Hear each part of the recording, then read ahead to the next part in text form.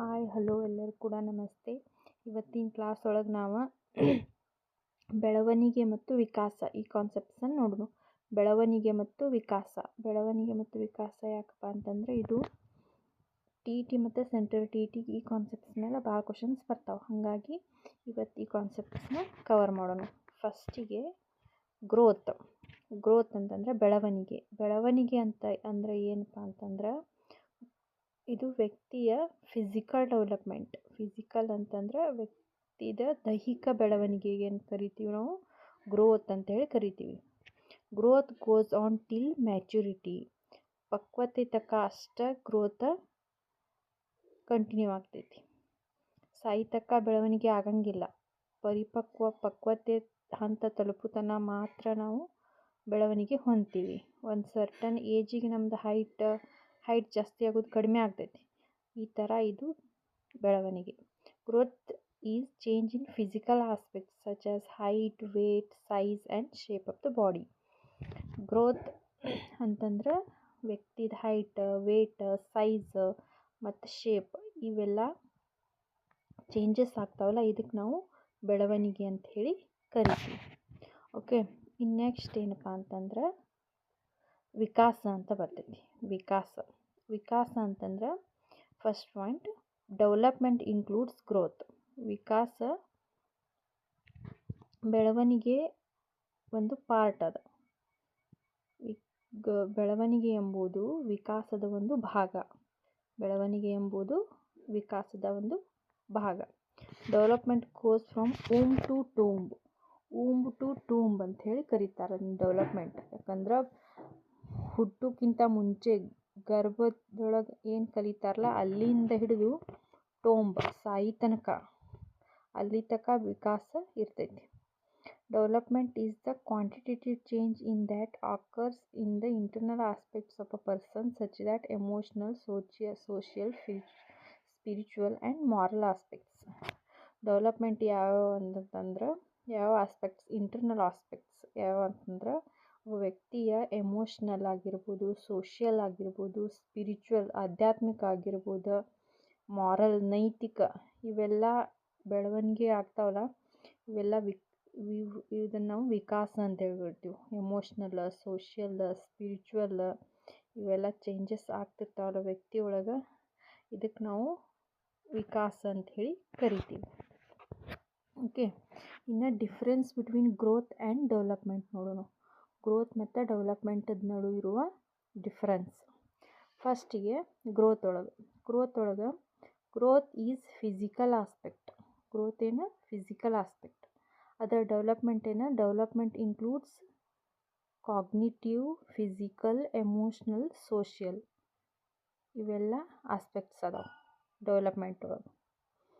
Growth only physical ಅಷ್ಟೇ.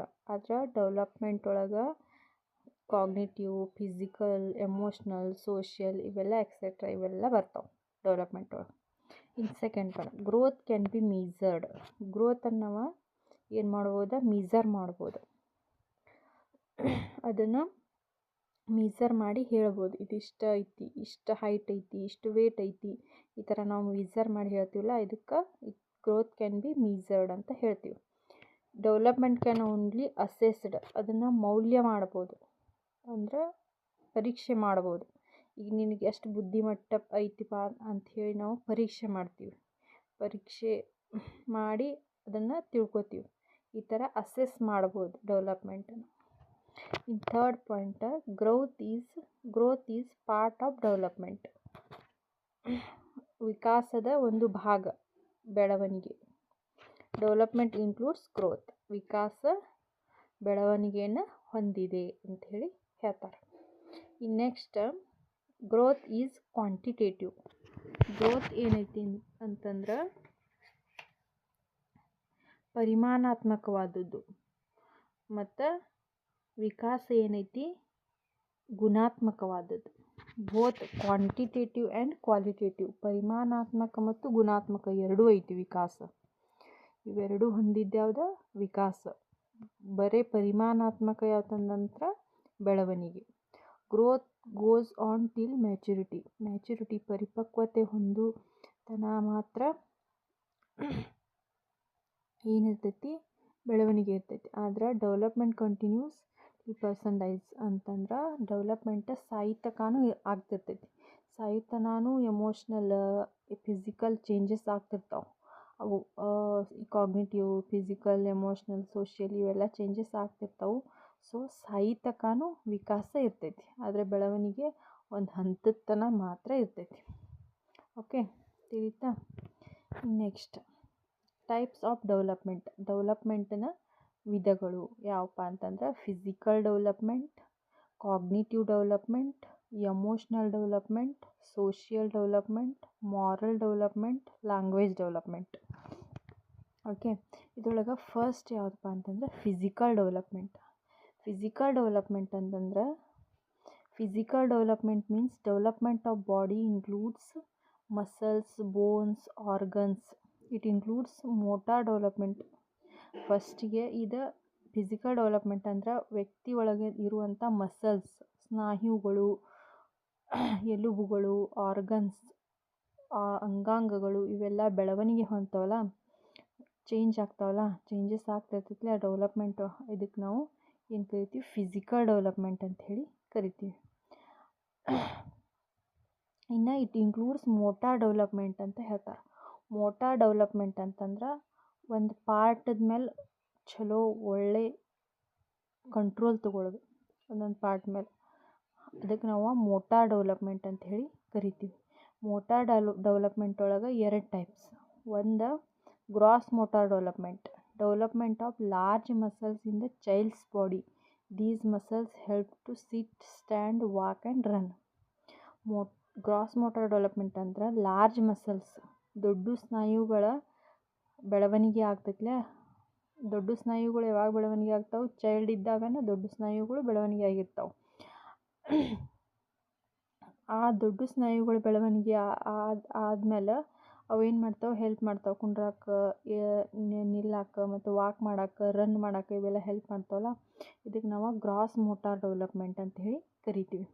ಅದು fine motor development small muscles, development of small muscles, ವಿಕಾಸ, ಸಣ್ಣ ಸ್ನಾಯುಗಳ ವಿಕಾಸ ಏನಾಗ್ತೈತಿ ಅದಕ್ಕೆ ನಾವು ಫೈನ್ ಮೋಟಾರ್ ಡೆವಲಪ್ಮೆಂಟ್ ಅಂತ ಕರಿತೀವಿ. ಇದ್ರ ಹೆಲ್ಪ್ದಿಂದ ಏನು ಮಾಡ್ಬೋದು? ರೈಟಿಂಗ್ ಮಾಡ್ಬೋದು, ಡ್ರಾಯಿಂಗ್ ಮಾಡ್ಬೋದು, ಥ್ರೋಯಿಂಗ್ ಮಾಡ್ಬೋದು. ಇವೆಲ್ಲ ಫೈನ್ ಮೋಟಾರ್ ಡೆವಲಪ್ಮೆಂಟ್ದ ಪಾರ್ಟ್ಸ್. ಅಂದರೆ ಪಾರ್ಟ್ಸ್ ಅಂತಂದರೆ ಫೈನ್ ಮೋಟಾರ್ ಡೆವಲಪ್ಮೆಂಟಿಂದ ಇದನ್ನು ನಾವು ಕಲ್ಕೋಬೋದು.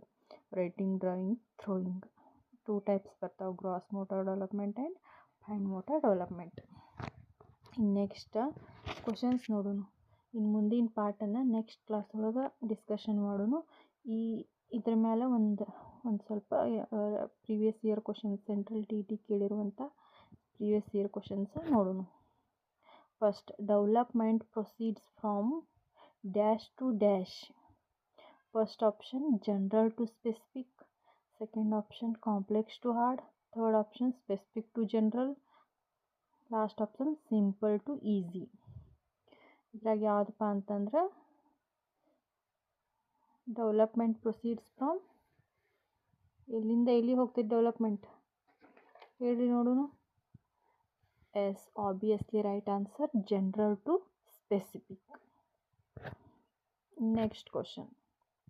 The concept of development was first used by Herbert, Brunner, Hall, Ebbinghaus. First option Herbert, second option Brunner, third Hall and Ebbinghaus. Concept of development was first used by Ebbinghaus. Okay. Next question. When a child capacity in any particular area of development is low, it, first option, does not influence her overall development, has no effect on the child, has an impact on all areas of the development, none of the above. ಒಂದು ಚೈಲ್ಡ್ದ capacity ಒಂದು particular area ಒಳಗೆ ಅದ್ರ capacity ಕಡಿಮೆ ಐತಿ. ಯಾಕಪ್ಪ ಕಡಿಮೆ ಆಗೈತೆ ಅಂತಂದ್ರೆ ಅದು ಬೇರೆ ಏರಿಯಾನ ಅಫೆಕ್ಟ್ ಮಾಡ್ತೈತೇನ ನೋಡೋಣ. Options: does not influence her overall development ಮೇಲೆ ಏನೂ ಪರಿಣಾಮ ಬೀರಂಗಿಲ್ಲ ಅಂತ ಹೇಳ್ತಾರೆ. Second option: has no effect on the child, ಆ ಚೈಲ್ಡ್ ಮೇಲೆ ಏನೂ ಎಫೆಕ್ಟ್ ಆಗಂಗಿಲ್ಲ ಅಂತಾರೆ. Third option has an impact on all areas of the ಡೆವಲಪ್ಮೆಂಟದ್ದು ಎಲ್ಲ ಏರಿಯಾ ಒಳಗೆ ಅಫೆಕ್ಟ್ ಆಗ್ತೈತಿ ಅಂಥೇಳಿ ಇಂಪ್ಯಾಕ್ಟ್ ಬೀರ್ತೈತಿ ಅಂತೇಳಿ ಹೇಳ್ತಾರೆ. D option none of the above. Answer ಯಾವುದಪ್ಪ ಅಂತಂದ್ರೆ has an impact on all areas of the development. Option C answer ಆಗ್ತೈತಿ. ಆಪ್ಷನ್ ಸಿ ಆನ್ಸರ್ ಆಗ್ತೈತಿ. ಯಾಕಪ್ಪ ಅಂತಂದ್ರೆ ಹ್ಯಾಸ್ ಆ್ಯನ್ ಇಂಪ್ಯಾಕ್ಟ್, ಅದು ಒಂದು ಏರಿಯಾ ಒಳಗೆ ಅದಕ್ಕೆ ಅದು ಸೋಷಿಯಲಿ ಲೋ ಐತಿ. ಫಾರ್ ಎಕ್ಸಾಂಪಲ್ ಈಗ ಸೋಷಿಯಲಿ ಏರಿಯಾ ಒಳಗೆ ಅದು ಲೋ ಐತಪ್ಪ ಅಂತಂದ್ರೆ ಅದು ಉಳ್ಕಾದ ಎಲ್ಲ ಏರಿಯಾ ಒಳಗೂ ಅದಕ್ಕೆ ಅಫೆಕ್ಟ್ ಆಗ್ತೈತಿ. ಒಂದು ಏರಿಯಾ ಒಳಗೆ ಅದ್ರ ಡೆವಲಪ್ಮೆಂಟ್ ಲೋ ಐತೆ ಅಂತಂದ್ರೆ ಅದು ಬೇರೆ ಎಲ್ಲ ಏರಿಯಾ ಒಳಗೂ ಅಫೆಕ್ಟ್ ಆಗ್ತೈತಿ. ಓಕೆ, ಇಲ್ಲಿಗೆ ಈ ಕ್ಲಾಸ್ ಮುಗಿಸೋಣ. ಇನ್ನು ನೆಕ್ಸ್ಟ್ ಮುಂದಿನ ಕ್ಲಾಸ್ ಒಳಗೆ ಮುಂದಿನ ಟೈಪ್ಸ್ ಆಫ್ ದ ಡೆವಲಪ್ಮೆಂಟನ್ನು ನೋಡೋಣ ಮತ್ತು ಕ್ವಶನ್ಸ್ ಡಿಸ್ಕಷನ್ ಮಾಡೋಣ.